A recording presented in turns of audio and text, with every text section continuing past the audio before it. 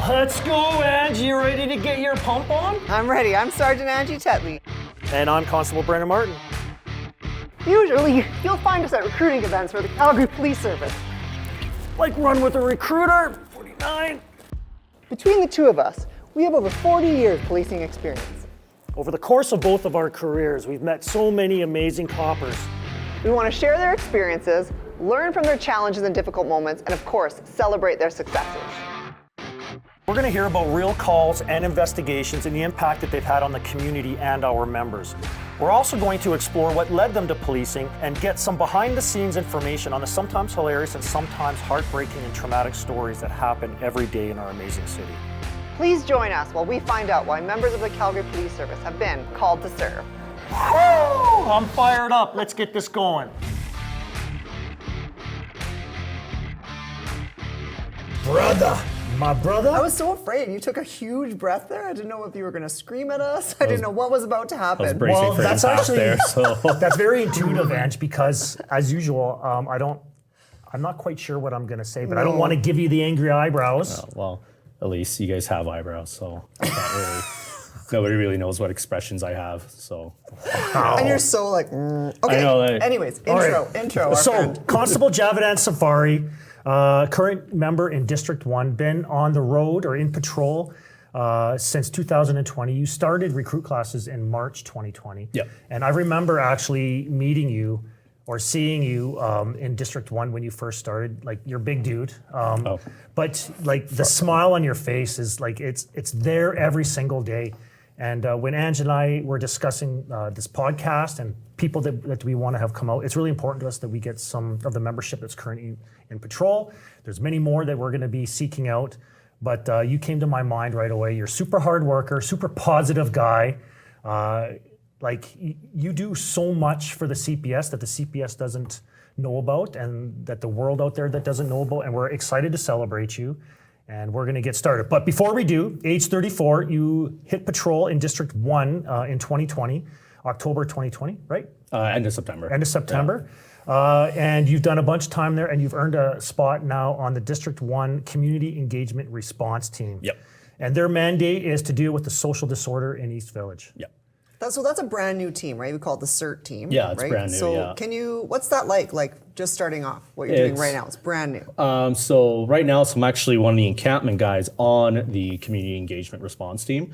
So I'll jump in and I help those guys out as well. Because our big focus is like, we're going around dealing with a social disorder, but we also have like a lot of business owners that reach out being like, hey, like, you know, this individual is, you know, defecating in front of my property or whatever, can you please deal with this? So then when we go and deal with it, we actually go and speak to the business owners too, right. So they know that there's like follow-up, and generally it's been a pretty positive response from them, because it's like, hey, the police are actually here now and like they're communicating with us, they're engaging us as well too, and they're letting us know. They feel like as if they're a part of the solution as well too. Great, yeah. So it helps with that. And then as the encampment team, like if it's on private property or if there's like criminal elements, anything like that, that's when myself and some other CERT members or patrol, whomever, will go and we'll deal with those encampments accordingly as well too. So, and then sometimes we'll even go and like try to find the encampments like deep in like the woods and like the tree lines and such. So specifically like helping the community to be involved with solutioning their problems as well in partnership with the CERT team. Yeah. That's pretty awesome. What drew you to that spot? Because I know that throughout my career, throughout Angie's career, you learn about different aspects of the CPS and that you want to sort of put your energies in that direction. Right. Like we're getting ahead of ourselves because I want to talk about you in the early years, but what drew you to CERT? So what I like about it is the idea, because especially like one district, as you both know, it's a very high call volume. Mm-hmm. So you're generally like when you're dealing with a call for service, moment you finish that call for service, you're pretty much going on to the next one. Yeah. And there's even times where you're dealing with like multiple calls for service at one point in time. The beauty of CERT is like you can be proactive and you have that room for movement where you can actually proactively now and find the problems of social disorder and actually engage with the community as well too. And again, because of the high call volume, it's very difficult to do that as patrol. Whereas with CERT, you're able to actually go out and speak to people and be like, hey, this is kind of what we did. This was the outcomes, and they absolutely love it. they also then understand, that gives you an opportunity to let them know and be like, look, we're a new team. Patrol is incredibly busy. So that's why like we're here to try to help out patrol, but also, you know, reach out more to the community as well too. You love it, don't you? It's great. It's right up your alley. I kind of it get is, the feeling, Ange, that Jav is the kind of guy that no matter where he goes, he's just going to love it. I know. Such a positive guy. I try. Let's go back 34 years. Okay, 34 years. Javidan Safari, future constable, born in Tehran. Yeah. Talk to us about your early childhood and how you became interested in policing and such. Well, in Iran, it's like the government there, like the military and the police and the government, they're all one and the same. There is no like division between any of them. But ever since I was a kid, like on my mom's side of the family, they were always like a military family too. And that's prior to the revolution. That's when it was under the Shah of Iran. So I always just loved seeing like uniforms and all that stuff and like kit, as you can see. And so I've always wanted to do that. But growing up though, like Iran is very much like a theocracy. What does that mean? So it's basically after the revolution, it turned into like an Islamic revolution. Iran is very much run by a very an extremist wing of Islam, and so they're very zero tolerant on anything, and pretty much you can't say anything about the government. And even there, like I remember, I was just talking about the police. I remember the guy actually stopped, turned around, and told me to like shut the f up. That you can't even speak about the police. Wow. Like that's how strict. Like have an opinion. Yeah, can't even have an opinion. And even the opinion that I had was like, wow, he's so cool. And even that wasn't even enough. So I'm like, wow, I don't like you anymore. So it wasn't even something negative that you were saying? No, I thought it was like the coolest thing because I was trying to like, I'm like, oh, I wonder like what branch of, what branch of like the police they were. And the guy just turned around and did his thing. And I'm like, oh, okay. Like, so friends off. Pretty much. I was Interesting. like, I'm like, screw you. Yeah. It's so that's kind of like with Iran, it's very much like there's no charter rights. There's none of that. It's pretty much like the law is whatever they say it is at the time of and where they feel. So corruption is ultimately high because I've done it a bunch of times when I was in Iran too. It's like I paid, had to pay off the police so I don't go to a detention center. They don't have arrest processing. It's like detention center, and I did disclose that on my on my application when I was applying here. So like that's just kind of how they roll. Like one of my other memories that I have was it was my cousin's dance recital, and it was just literally a dance recital, and one of the neighbors called in the secret police. So a bunch of people came. They kind of surrounded the area because we were in like an apartment building. And so they were just waiting until the transport buses came so they could take everybody as a group to this detention center. And so it was actually kind of a cool getaway because we actually snuck into the parkade. We got into our vehicle and it was like a white Toyota Corolla. The beauty of there, unlike here where it's like, oh, there's all these unique different colored cars, everyone drives a white Toyota Corolla. So when we got in the car and we started doing the getaway, the secret police guy was trying to stop us and like, why were they trying to stop you? I don't understand. Because they didn't want us to escape, and they wanted us to, basically they wanted to detain us so they could take us to the detention center as well. Because what we were doing, so there was men and women at the recital, and they couldn't have men and women at the recital. It's like women had to be separate, men had to be separate, yeah. Oh my God. So that's why they showed up, and they were kind of... Because of a children's dance recital, Yes. parents were there watching their little girls dance. Yeah. Wow. How old are you at this point? Oh, geez. This was in 2006 when this happened. Okay. So, Wow. yeah, what was it? Like, this is one of the times when I visited back. So I was probably like 12, 13 years old. Yeah. Okay. So, and then, I just remember the guy went over the hood. Oh, there was just like a Jason Bourne movie. So it's like, but. What? Yeah. That's wild. So, but it was like, hey, good luck trying to call in there's a white Toyota Corolla speeding off in the distance. So it's like, okay, well, everyone's in a white Toyota. Yeah. Like the neons back in the day. God. Pretty much, yeah. So I know that when you were super young, you were in Iran, and then you went to Japan, and then ultimately you ended up back in Canada. Yeah. Talk to us about that. So basically, that's actually one of the big, I could spend my entire life trying to thank my parents, like my mom and my dad, for this, but this was a very big sacrifice they made because our entire family was still in Iran, and they still are. But Did you go back and see them ever? last time I went there was actually in 2006, because after when I joined the Army, basically, A, when you hit the age of 16, that's the age of conscription. And B, I joined the army of like the big evil West. So it was, if I go back, I'm like pretty much seen as like a traitor there. Wow. So, yeah, Or immediately conscripted. Or immediately conscripted and be like, Yeah. hey, tell us about Kit, or I don't know. Yeah. So, so I haven't been able to go back since 2006. Wow. So, yeah. How long did you live in Japan for? 4 years.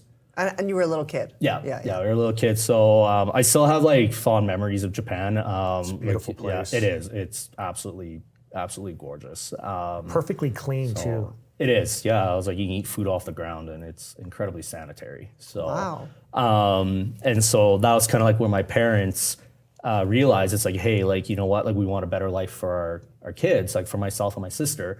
So then we basically came to Canada, and but I remember my dad would still, he'd be here for like 1 week, and he'd be flying back and working for 4 weeks in Iran, and then he'd be coming back. So my mom was by herself here raising us. And What did your dad do for work? so he's a petroleum engineer. He retired like a couple of years ago. So and he was the VP of the Trans Mountain Pipeline. So I guess I fell far from the tree. I don't know, completely different, but because Did he want you to be an engineer? Of course he did. Yeah. It's like every Persian. It's like you're either gonna be an engineer or a doctor. You know. So when it's like I want to be a cop, it's like ah. So it's but then they warmed up to that later on, because again, their opinions of the police is what they knew back in Iran versus when they came here. As time went, they kind of were like, oh, like the police here are actually like completely different. Like you can't even say they're different. It's like it's two completely different things. It's like apples and oranges. They can't even be compared. And so then while he was as an engineer, time went because they started working more and more with the police because he had protesters coming in for protesting whatever. So then when the police service came in to help, that's when he was like, oh, wow, like the training, the professionalism, everything that they have is like unreal. And so, and then that's kind of where he, went on from that. And then speaking to other high ranking members of both Calgary Police Service and the RCMP, he realized like it takes a lot to be a police officer in Canada. Whereas in Iran, it's like, yeah, I'm friends with this Ayatollah. Here you go. Here's your gun and badge, right? Completely different. So you were born in Iran, lived in Japan, and then you moved to Canada. Yeah. So when you were here, but you were quite young when you moved here. Yeah, 6 years old when we came here. Yeah, so you spent your whole like childhood. Did you move right to Calgary or? No, Vancouver first, because generally like a lot of Persians when they come here, they either go to Vancouver or they go to Toronto. So we came to Vancouver because the oil and gas industry was much bigger here. And then, so while we were here, again, my dad would leave and he'd be working up north, either in BC or up north in Alberta. And we were in Vancouver. Basically, again, my mom, trying her best to teach us English and everything like that. How many languages did you speak? Did you speak English when you moved here? No, I didn't speak a word of English. Your parents too? Only my dad, really. Your dad, yeah, like it's my mom. She could only pick up like little bits and pieces of English, but my dad was like the main breadwinner, and then my sister and I, when we came here, like no word of an English or anything like that. Yeah, so it's I don't have an accent, but what's nice though is when I speak Farsi, it's like it's hard to tell because I don't have an accent either when I speak Farsi. So it's pretty cool. That is cool. Have you been called upon to use that skill? I have, yes, Just actually. gonna ask that. Oh, see, we think Great alike. minds, great minds. Great minds think Ernie alike. and Bert, we think alike. Right on, Bert.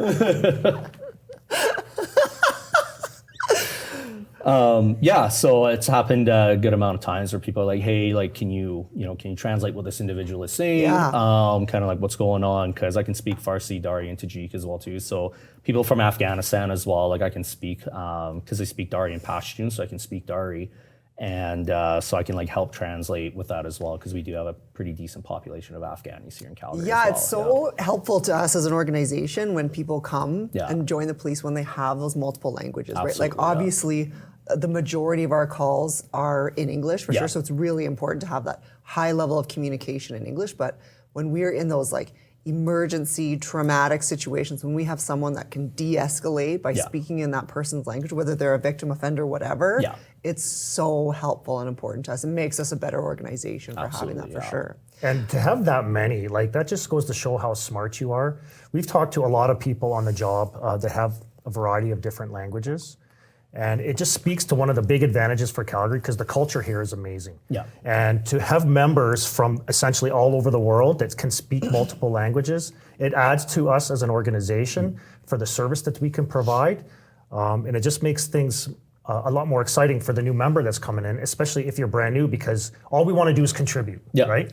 And for you to be able to contribute more, it just must make you feel sweet. Yeah, it's a good feeling, especially like being able to help out, you know, Gen Pop, being able to help out the members, because as you said, right, they call it's like, I can't understand a word that this individual is saying. It's like, here, you know, I can speak to them, and then kind of like, you know, but it's, I feel bad because then the members standing there awkwardly while we're just like going back and forward, and I'm like, yeah, he said this, you know, it's like, okay, you know, so. Do you speak any other languages?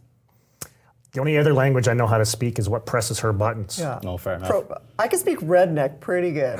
That's it. English and redneck. You can say that. I can't say that. I'm learning Spanish on Duolingo, though. That's wild. So that's my favorite second language. If there was a language that I could speak other than English, English. Can you please learn English first? Other than English is Spanish. Yeah. Because it's used all over the world. It's amazing. Yeah. Anyways, not about us. We digress. Back to you, Constable Javidan. So now you're back in Calgary, and you had a special moment that actually happened to you on McLeod Trail that sort of planted that seed where, like, you know what, I have this feeling of a call to serve. Hence why you're here today. Do you want to expand on that? Yeah, so I was like probably in grade 4 at the time, and I don't know if it was like Home Depot, Lowe's, whatever, some hardware store it was. And there's like this white Crown Vic, best police car ever, and just like sitting there, and I'm like, this is so cool. I'm like, again, like admiring, like just still in love with all the police, everything. And these two officers came out, and they're like, hey, like, do you want to see the inside of the vehicle? I'm like, oh my goodness, would I ever? Because again, our thing, you know, that we had, it's like, you don't even look in the general direction of the police, religious police, whatever in Iran. So the fact that I actually got to sit in the vehicle, and it's like the inside of the vehicle looked like the deck of the Enterprise. I'm like, this is so cool, like all these buttons and everything. So he's like, push this, you know, hit this toggle and whatever, like hit this riggins or, you know, lower hoo-ha, whatever.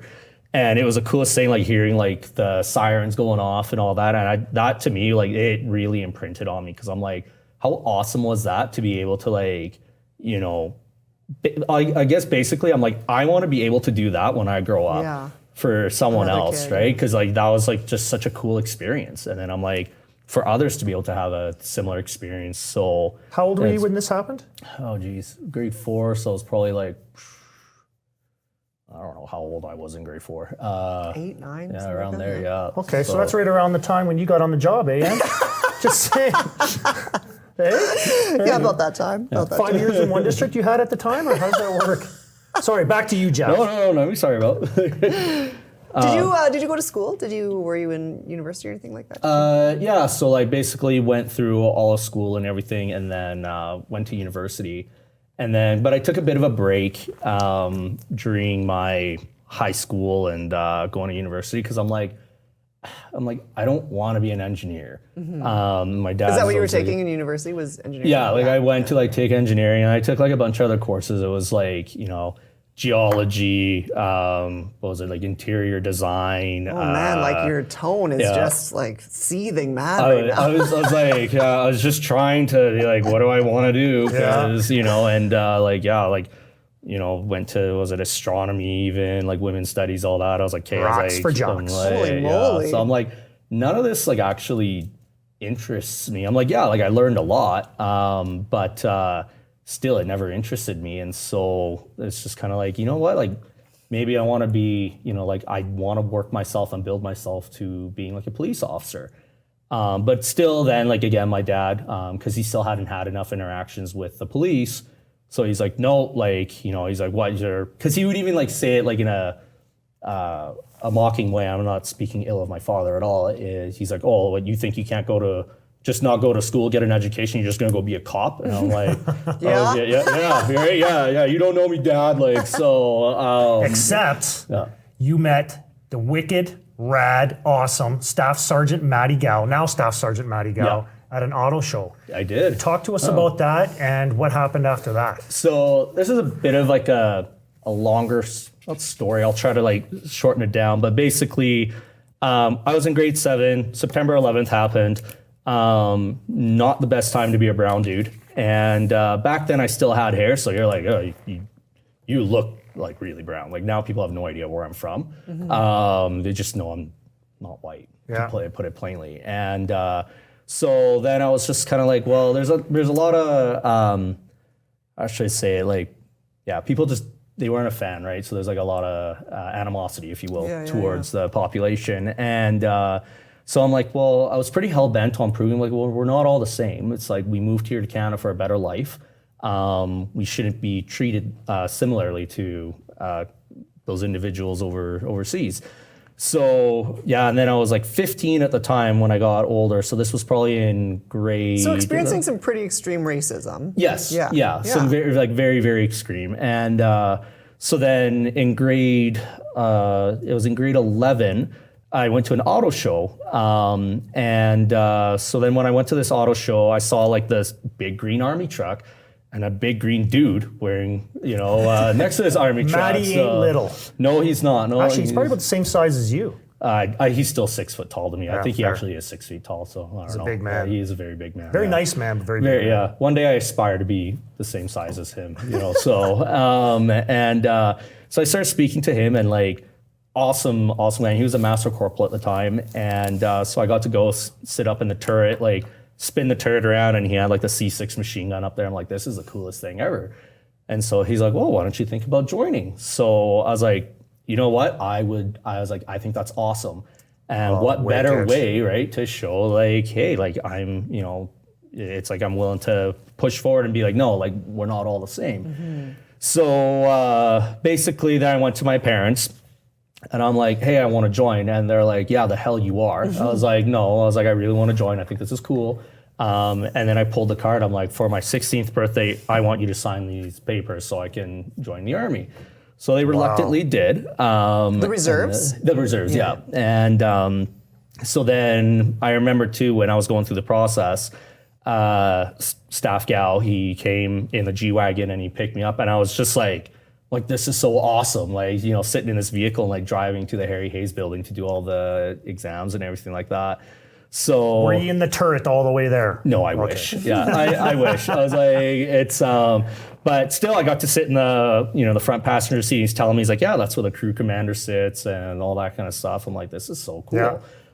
And again, deck of the Enterprise, all the cool buttons and everything like that. Well, just that extra time that he took to just build a bit of a relationship with some little kid. You know what I mean? Like that's he didn't have to do any of that. Yeah. He didn't have to do any of that. He could have been like, hey, here's your next date, go. Yeah. Versus it's like, no, I'm gonna go through the effort. Yeah, like comes right to the front door of our house. That's the guy that he is, though, right? Yeah. So from that point on, all the way to the point where we all know him right now, that's his reputation. He is that guy. Yeah, he absolutely is. Like that imprinted on me a lot because it was just like, and it was nice having like, I've got like my parents as role models and then having him as well as like another role model too. Like it was like as the years went by, like he's essentially like I do see him as like a second father as well too. Like he's got the same rank, if you will, as like my parents. And even throughout that, like throughout like both my time in the military and then even CPS, just like the mentorship and mentoring that he's done is just, again, he doesn't have to do any of that, right? Yeah. Like it's, so the fact that he actually takes the time to do that, it's, you don't find people like that every day. And I'm glad that he's also part of the service here. So that's when I kind of joined the Army and everything. And funny enough, and so it's time when I was like, was able to do a deployment in Afghanistan. And actually, it just came to me now, another kind of thing that speaks to the service. So while I was overseas, I had my truck parked in front of my parents' house. My dad was in Australia working. My sister had moved out, so my mom was by herself in her house. So people came, like a pit crew came, and they stole all 4 wheels and tires off my truck and just left it on blocks. And so the neighbors called bylaw, and this kind of burns me because like none of them even bothered to speak to my mom. So then bylaw came to like, you need to deal with this or else we're going to tow the vehicle. So my mom, not knowing what to do, she called the police. Well, the officer who came ended up actually taking care of everything for the vehicle, like being like, no, we're going to make sure that, the wheels and everything gets put back on there. Like, we're not going to tow it, anything like that. So she was like, super thankful that there was someone who was able to come here in uniform, like a police member, Calgary police member, was to be like, hey, no, you know what? Like, yeah, your son's overseas. We'll deal with this right now. Yeah. So awesome that they did that, because for a lot of people, the first time that they interact with the police, it's the first time, right? And so that one interaction will leave a lasting impression. I'm so awesome. You don't happen to know who that cop was, do you? No, I've constantly been trying to figure that out. It'd be nice to shout them out, because that is solid. It really was. Like, and then that for my mom, she was like, oh my goodness, like, the fact that she called the police in her worst moment, like basically her entire family is like scattered all over the globe. Is like, here, we'll take care of this, right? So yeah, I wish if I could find out, who that officer was. Like, Makes a difference. Yeah, it really odds are that's how they've conducted themselves the whole career. Yeah. Which just adds more value to the organization. It absolutely does. Because it's super important to see how a person reacts when they're not being watched. Yeah. And if that's who they are, that's the contribution that they've made to the CPS. Absolutely. I love hearing stories like that. Anyway, you're back in Afghanistan. Yeah. Talk to us about that. So it was hot. It was a fun time. It's definitely like an eye-opening experience and everything. It was fun to be able to, like, not only fun, but it was also like, like an honor to be able to serve and be overseas as well too. And then what was it like though? Because you joined it with sort of a purpose, like as a result of 9/11, of sort of like experiencing racism. You wanted to change people's minds. Yeah. Do you know what I mean? So did you experience anything like that when you were in the military, like over there? Like, yes, yeah. Like, there are some phenomenal people such as Staff Gal who was there, and then there were some not so desirable people who were there. And they very much, like, they, whatever opportunities they had, they made it pretty clear that, like, hey, this is like the white man's war, like, you don't belong here and stuff like that. Wow. And like, when I think about it, I'm like, I was like, at that time now, probably like 17, 18, like just kind of going through the years. And I look back at it now, I'm like, wow, I can't imagine talking to like an 18-year-old like that, but whatever. And, so then I was like, I went overseas. I was like, you know what, like, this'll be it. Like, cause when I come back, it'll be different. I'll change their minds. And then when I came back, after I got presented the General Campaign Star, a couple of these individuals. What is that for, a General Campaign Star? So that's basically, so when you go to Afghanistan, it's like a medal for, for your service. For your service, yeah. Got it. So then when I came back, like, basically like in the parade square, it's like this one giant area. You guys, I'm sure, you've both been to Mulwada Armory. Yeah. So, on the south side of the armories is where the King Zone are, and the north side is where the Calgary Highlanders are. So on the south side, that's where we were. And there's like a parade square, there's like different little rooms, and there's like a troop room. So a couple of these guys kind of pulled me off into the troop room, and, they're like, because after I had like my medal, they're like, yeah, you know what, like, that medal doesn't mean shit. And so did they say to you, hey, you come in here for a second? Yeah. Yeah. So, that's brutal. Yeah. And here I was thinking, being like, hey, like, you know what, like, you did your thing and whatever. And like, all the respect or whatever. And then so when they did that, there was just kind of like, and they had the, they said what they said. I was just kind of like, there's no changing their minds. Like, they're hell bent. I'm like, doesn't matter what you do. Like, you could absolutely, win the war on terror and completely abolish the world of terror, and they'll still have the same opinions that they do. So that's kind of when I started, like, essentially starting to grow a spine, for a lack of a better term, where I'm like, okay, well, I'm not going to sit here and waste my breath trying to change these guys' mind when they have the linear opinions that they do. Yeah. I'm like, they can't see past, my skin color. So I'm like, whatever. So, and I mainly like try to focus like on all the good guys and everything, because there's like, the good people did heavily outnumber the bad people. Good. And my whole opinion is like, yeah, it doesn't matter if they're stuck in their ways and they have that opinion, like, no amount of training, no amount of like laws or whatever is ever going to change their mind. They're hell bent on what their opinion is. So then after that, once I released from the Army, I was kind of like, hey, I'm still not old enough yet. I feel like I don't have enough life experience to want to join the police service. However, with the experience when I was like in grade 4, and then hearing from my mom like how she felt with the interaction she had with the police, I was kind of like, no, I really, really want to join the police service. But then that's still when my dad's like, no, you should be an engineer. You should do all this. Like he's still pushing the engineer. Yeah, he was like pedal to the metal with that. Like, no, you will be an engineer. So then kind of when I kind of went, did like odd jobs here and there, like worked at a shooting range, all this other stuff. And so eventually I did get to the point where I'm like, you know what? I've got enough life experience to be able to put in. And so Staff Gal. Staff Gal comes in with his cape, lands nice and soft. Oh, like an absolute white knight. So, you know, and I know I'm talking with like, you know, gleams in my eyes and like, like so.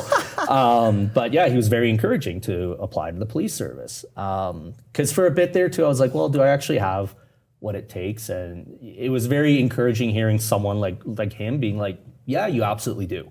So then basically going through when I started like putting in my application, let my parents know about it. And at that point too, that's when my dad was a VP and he was starting to notice like, oh my goodness, like he's seeing more and more interactions with the police and seeing like, wow, like this is actually a very honorable job. Like you're actually out there helping other people and everything like that. So then going through the application process, he also saw like how rigorous it really was. Like for like the physicals, like the ESL's kicking in. Like the, you know, like the physical requirements fitness, and all that stuff, requirements and all that. And so like, you know, like the disclosure form where it's basically like, like just spilling your guts out, right? So then he was like, oh my goodness, this is not an easy It's athlete. legit, yeah. Like this is incredibly tough. So, and then, went through all that. And even throughout the process, like it was kind of good because Staff Gal was like, he's like, yeah, you can do better. You know, like you can be in more shape. You can do that. I'm like, okay, fair enough. I was like, I love it. It was just Straight talker and straight motivator. and I love, right? it was great because to me and it still sticks to me where I'm still like, no, I can still keep getting better, stronger, and faster. So then I remember once I got the call from my file manager, Andy Buck. The Buckaroo. Yeah, but I would never call him that because he's my file manager. So he's still Constable Buck. BM is the one that makes up the nickname for names. I have a nickname for everybody, including Bert. What's mine?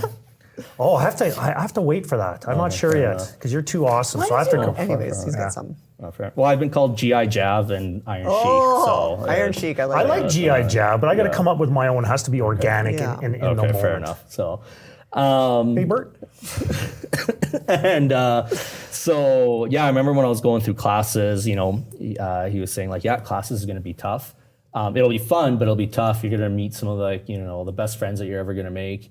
And then once I kind of got near the end, and it still didn't really ring out to me when he said, he's like, yeah, when you get your badge, that is, sorry, I guess I should actually go because I do want people to know, like, getting that call, when you go through that entire process, because it is a stressful process, but when you get that call from your file manager being like, hey, congratulations, it's unreal. And the way Andy did it too, like just, you know, I like his sense of humor because he called and he's like, well, on a scale of 1 to 10, how bad do you want this job?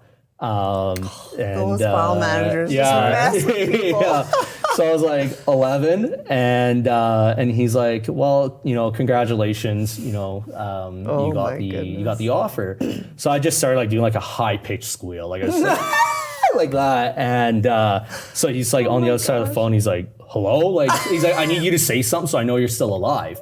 And so I was like, yes, you know, like, so all that. And his like, very formal British accent. He was super formal about it too. So I was just like over the moon, like, oh my goodness, like this, like, wow. Cause like CPS was like the end game. Okay. So there's no other agency that you wanted to go to? No. Why is that? The reason is because like, just kind of like, you hear like all around, like, and it's like Canada wide, like CPS is a big deal. Like, it's like you are, probably can't use the terms that I would normally use, but it's like you're king something of whatever island, right? Yeah, so fill in the blanks. Yeah, so I'll leave that to the imagination of the viewers. And so to me, it was kind of like, this is a big deal. And especially when you go through, it's like that difficult of a process. And from what I understand, like not that many people get through. So you know you're going to be with like a good crowd of folks when you're serving here. And so then knowing that you actually made the cut, like it's it makes you feel like $1 million. Yeah. And so, and you know, like the work-life balance too, because it's like we've got and now even being on for longer, I can speak more to it. It's like we've got good leadership core. We've got, like I always joke around and call it like the one district supremacy, where it's like we've got awesome sergeants there. Awesome, like, you know, you got Staff Sergeant Ralston, Brad Moore. We got our inspector, like the skipper, J Bob. Like, you've got awesome Universally leaders, respected dude. incredibly, yeah. Like just, you know, another individual who I like aspire to be like, just like the way he talks. I'm like, you know, it's funny, quick side note, it's, I remember just one time he kind of like looked over at me and I felt the same fear I did when my dad would look at me when I did something wrong, and I didn't know if I did something wrong. A little bit of pee come out? Yeah, pretty much. I was like, oh my goodness, I didn't think I would feel that all over again. So it's, like he commands respect, like, and so, yeah, and you know, like you've got these, you've got this awesome core where they look after you, right? Where it's just like, hey, something's going on or whatever. It's like, yeah, you know what? All the support systems are there to help you out, to, you know, whatever you need, let us know.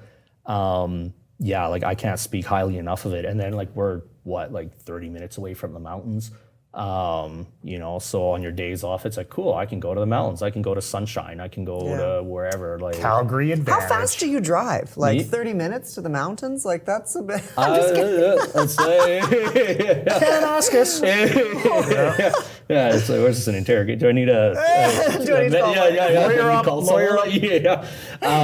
But you've been in one district since you graduated classes, Yes. right? Yeah. And you're obviously love working there. Absolutely, And do you yeah. have any stories or core memories that you from your time so far? You've been on for is it 5 years now that you've Almost been on? 5 years, yeah. It's probably one of the good ones. Like this was actually probably more recently, was with my my old partner when I was still on Delta team, and we were just going because there's a call by the church right south of the injection site there, and so they're like, hey, there's some people here that kind of like loitering around our church, and we've got a service coming in because it was like on New Year's Eve.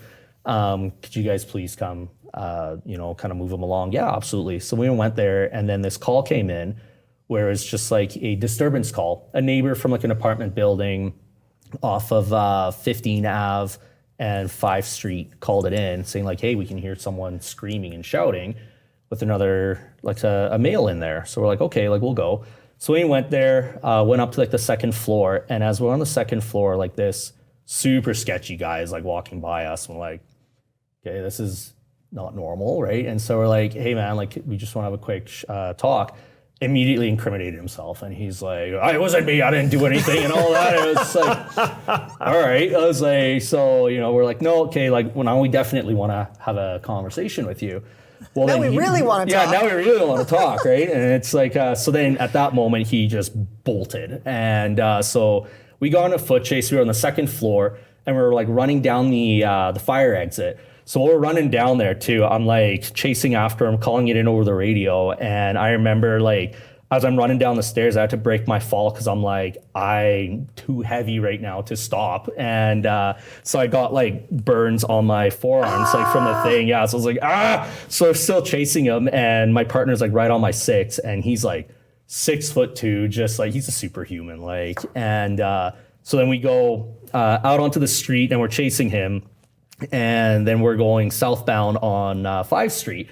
So you go there, he makes a left going eastbound on 17th Ave, like right where National and Ship and Anchor is. So he goes and he tries to kind of do like a trick maneuver, whatever, loops back around, and we're like hot on his tail. And he realizes that he can't lose us. So he stops and turns around and decides to fight. So then when he decides to fight, so we kind of get into this huge tussle. He's trying to disarm me. Like he's reaching for the gun, reaching for the taser and all that. So we get him into like custody and everything. And then backup and everything arrives. And Not going to win the battle with GI Jeff. Nope, no. And a shout out to my partner Jordan Robertson too. And so it was funny because he was like shouting. He's like, "Hey, I'm a heavy guy. I'm a heavy guy." I'm like, "How dare you insult me? Like, do not fat shame me, like, good sir." So it's so we ended up like kind of getting him into custody and everything, and he was not a good person because he was breaching tons of conditions. Like we ended up like laying like north of like 25 charges on this guy, like breaching everything, all that kind of stuff, stolen vehicle. Oh yeah, so it was a good catch. I remember like my partner and I, like we felt like $1 million. We're just like, yeah, we did that. Like, I was like, I can't believe I ran that distance wearing all this stuff too. So that's probably like one of the most memorable things, and that was more recent too, because it's like every time whenever Jordan and I run into each other, we're always like, "Hey, remember that foot chase that we got into?" Yeah, it's so interesting you say that because like we've all had a few different partners over the years, and you have those memories. Do you remember the time when? Yeah. Or we were in APU, which is the arrest processing unit, when it was downtown, and because there was always stories and stuff there. I have to ask you, what? The job, has it been everything that you wanted it to be, or more or less? Like, what has surprised you about the job? Like,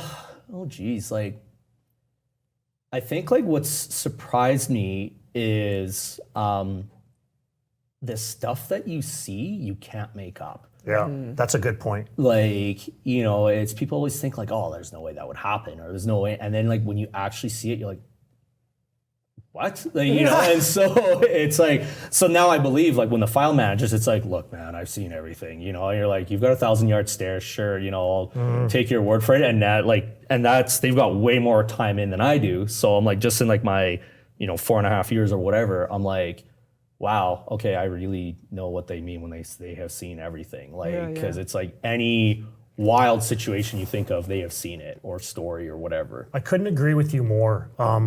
Ange and I often talk about it and the job and the stuff like that. And then when we talk to our people with our Run with the Recruiter program, they're often curious of what the job's like. Yeah. So the job is very, very similar to what you see on TV, except there's no Dukes of Hazzard. No. There's no chases. But the big one is smell, right, Ange? Yep. Yeah. The smell. I believe that TV gets it really, really accurately. But what you just said there completely sums it up. Yeah. Stuff that you could never possibly imagine happens. And then when you try and describe that to people that are not on the job, they have that little crooked dog, thing that they don't get it. But then when you talk to a cop that's been on the job, they're like, yep, I could see that. You know what I mean? Yeah, totally. You can't make it up. No. The one thing I would love to do though, once in my career, is hood slide successfully across to the other side of the car. And then get in the driver's seat. TJ Hooker. Yeah. It's on TV. Yeah. Watch it. You see Jav like in the parking lot at 3 a.m. practicing. I've tried. I was like, I've bailed off the front a couple times, but I was like, one day I'll get there. One day I'll get there. So speaking of that, we're going to start wrapping it up here. But you've been on for 5 years. Mm-hmm. Where do you see yourself in the next 5 years within CPS? Oh, geez. I'm like, there's so much for me to learn. I'm like, I feel like it's just like, I'm quite happy where I am. Like I love one district, but there's so much for me to still learn, and to kind of like, if a good opportunity like it comes up that I can like learn more from it, I'll try to jump on it and like expand my borders, so it's not just like one district. And because you both know better than anyone else, like each district has a different style of policing. Yeah. And so for me, I'm just like, what, like I just want to stick around and learn what's there and learn. Be the best patrol officer you can. 100%, yeah. You're the exact guy that we want doing that job. Well, and you're the kind of guy like, you've helped us in recruiting. You come in on your days off. You come to events and fairs, and we're very grateful for the help that you've given us. Thank you for having me. Yeah, you're one of our top volunteers. Anytime I need someone to come to any of our recruiting events, you're the first one to put up his hand, and I wanted to thank you for that, because it is a big help to us. Like we talk about it all the time in recruiting.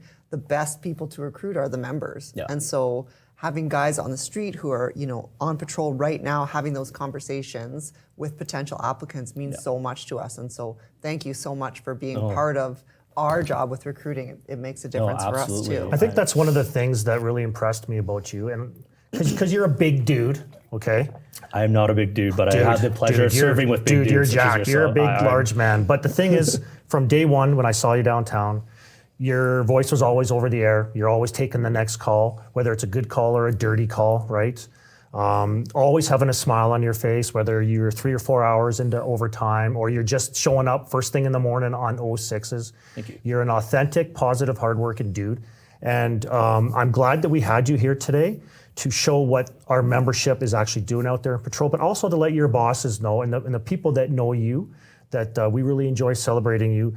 You put in more volunteer work than anybody that I know currently, except for maybe the RSM. I don't think that guy sleeps at all. Actually, the ex-RSM now, Staff Juska. But I just want you to know that I appreciate you, Angie appreciates you, and it's a privilege for us to be able to speak with you here today and to actually show the rest of the service and the public what kind of an awesome fellow you are. Well, thank you. It's, the privilege is mine. And yeah, if I had eyebrows, if I could draw it on, I'd be like a surprised eyebrow or whatever. So, wow. Uncle Leo. Yeah.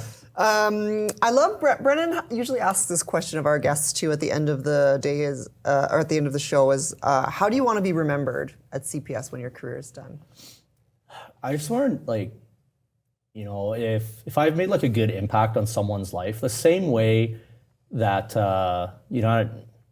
the same way that those officers, again in grade 4, how they imprinted on me, or how the officer helped out my mom with the truck, like just in a positive light, where it's like when someone like you just made someone's day, where it's like you had that impact on someone's life to the point where it imprinted so deeply onto them that even as they grow up, that was like, they were like, no, this is what I want to do because I also want to be that person when they grow, when I grow up, and to be able to kind of like pay that forward in a way, if you will. You are that guy now, Jeff. I think so too. You are that guy. Thank you though. Well, I can guarantee you've already made that impact on a number of people. Like I've seen you interact with members of the public and just I've worked alongside you and you have for sure already accomplished that goal. So I think you could be proud for that. Thank you.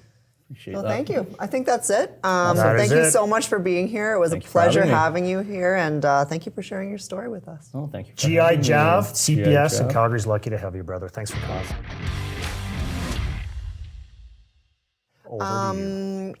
So Jav, I'm not kidding. That guy's helped us out so much, and I think his story's so interesting, right? Like, there's not many people that were born in a place like Iran, and like the amount of experience that he's had as a kid living in a country like that and experiencing the things that he's talked about. And I don't even think we even sniffed, like even got a taste of what he actually experienced in Iran.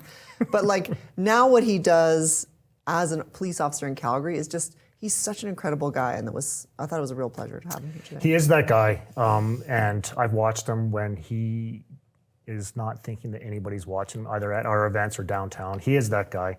The thing that really stood out to me that he said, and I'm sure you've had the same experience, and I'll let you chime in on it, is that he has those people that he respects deeply, almost like a father figure, that impart that leadership on him. So if Staff Gao has done that to him, just imagine what he's going to do to the membership and to the people around him as he gets older and gets more experience. I have that as well. That guy for me was Staff Sergeant Tom Hansen. Yeah. We used to call him Dad. My colleagues and I would call him Dad. And like he was that guy. So when he was proud of you, you felt so good. And when he was angry, you knew it. Kind of like you with the angry eyebrows, right? And I kid you not, a little bit of pee would come out when you thought that he was angry at you. And we called him Dad, but we just wanted to work hard for him. The small interactions that we have with people as police officers and what a difference that can make, right? Like just, you're in the Home Depot, you're probably filling out some shoplifter report or something like that, and you see a little kid, and the time that you take to be like, hey, you want to come check out a police car? Like that was like, changed his life. Do you know what I mean? Like that tiny little moment that we can have, and the influence that we can have as police officers here in Calgary, and those little interactions that make such a big difference. I think it's a real honor and it's a real privilege. And I think Jav, with only 5 years on, has already done that. And just imagine, just like you say, imagine what he's going to do throughout his whole career within CPS, knowing what a difference those officers made for him when he was in grade 4. Do you know what I mean? And now he's able to pay that back tenfold, whatever, throughout his whole career. I think it's going to be exciting to see where his career goes. I'm very excited to see where it goes, but it's also important to share that we have a plethora of members on the street and in investigative units right now that are doing that stuff every day that matters to people, those small moments that nobody knows about. The public doesn't know about it except for the person that was impacted. Yeah. And we're lucky to be able to do this. And I love sharing stories. We have some pretty cool ones in the distance with lots of personality and spunk. Jav's such a great dude. I can't wait to do the next one. Yeah, amazing.